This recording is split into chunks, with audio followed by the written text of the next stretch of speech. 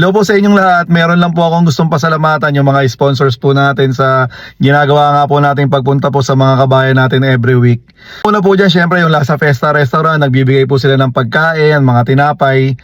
Then yung The Corner Boba po para po dun sa mga milk tea. Then syempre po si Mr. Anwar para po dun sa Cashew Watch. Tsaka po dun sa bracelet na may gold.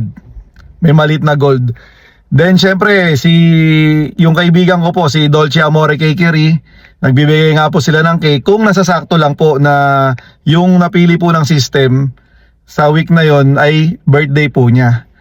Or kakatapos na ng birthday niya or magbe-birthday po siya. Hindi po lagi yung Dolce Amore Cakery nagbibigay ng cake.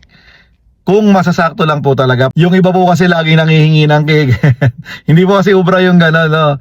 Para alam nyo lang po. So, nag-i-sponsor po sila ng cake kung saktuhan lang po talaga na may birthday na sa panahon po na yon nung napili po sila. So, about naman po dun sa, sa engagement list. So, yung iba po kasi nagtatanong, paano daw po ba talaga mag-top doon? Yung nanalo nga po nung last week, bale, ang taas po kasi ng points niya, inabot siya ng 6,000 points. So, napakarami talaga niyang pinanood na video.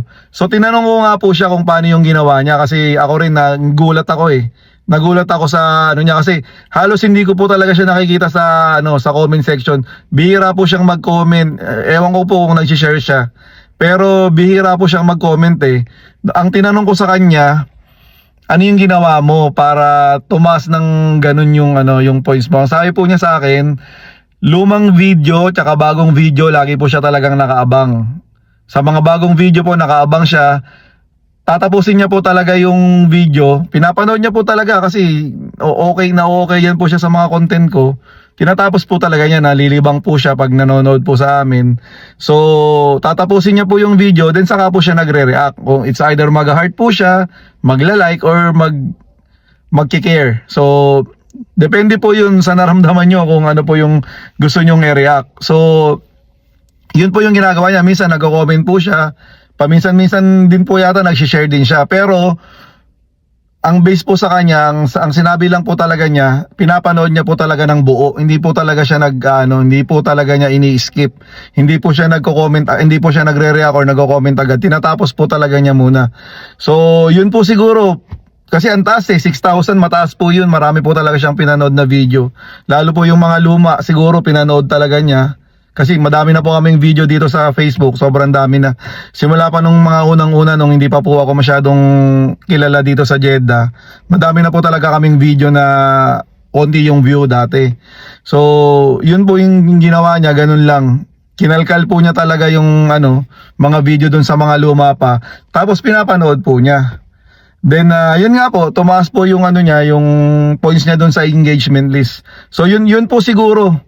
Yun yung sagot dun sa mga tanong ng mga followers ko dyan sa comment section na na paano ba umangat sa engagement list. So kasi nga po sa isang linggo po, isa lang po talaga yung pinaka-top po talaga dito sa Jeddah. Yun lang po talaga yung pupunta namin kasi yun nga po sabi ko sa inyo, ulitin ko lang po ulit, hindi pa po talaga namin kayang makapagbigay po, makapag-share ng blessings po sa maraming mga kabayan natin. So paunti-unti lang po muna sa ngayon, yan lang po yung kaya namin, once a week lang po muna.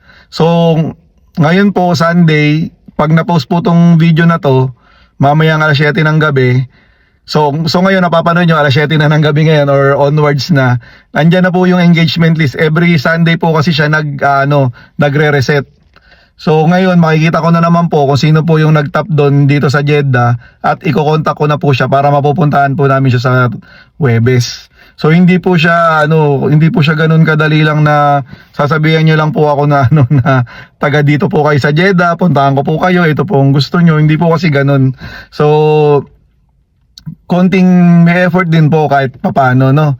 So ayun po, nagpapasalamat po rin kami sa inyo, sa lahat po ng sumusuporta po sa amin ni Boss Madam, sa Boss Madam po na page dito po, tsaka sa Boss Pogi rin na page. So ayun po, maraming salamat po sa lahat ng suporta nyo sa amin. Ay sana po tuloy-tuloy po tayo sa ganito po na state na ang ganda na po ng namin, ng engagement namin sa inyo. Ayun po, maraming salamat po sa inyo. Tsaka po sa sponsors po natin, maraming salamat po talaga. Syempre, wag din po natin kalimutan si Boss Madam. Nagbibigay po siya ng gift para nga po dun sa napupuntahan po namin every week. Saka po pala yung sa Pilipinas, ayan, end of the month na ngayon. So, i-add ko na po yung yung 4 na weeks nyo na engagement. So, malalaman po din natin mamaya kung sino po yung mapupuntahan po ng ni Papa Sani diyan sa barangay namin sa Pilipinas. So mamaya na rin po 'yun, malalaman niyo na kung sino yung kung sino yung mapipili ng system kasi actually hindi system yung namimili, kayo po talaga yung effort nyo. Yung effort nyo po talaga kasi yung system taga-bilang lang naman po yun ng effort nyo eh. So kayo rin po talaga kung gaano kayo kalupit mag-engage po sa mga videos namin, sa mga contents po namin. So yun lang po. Medyo napahaba na yata yung mga sinasabi ko.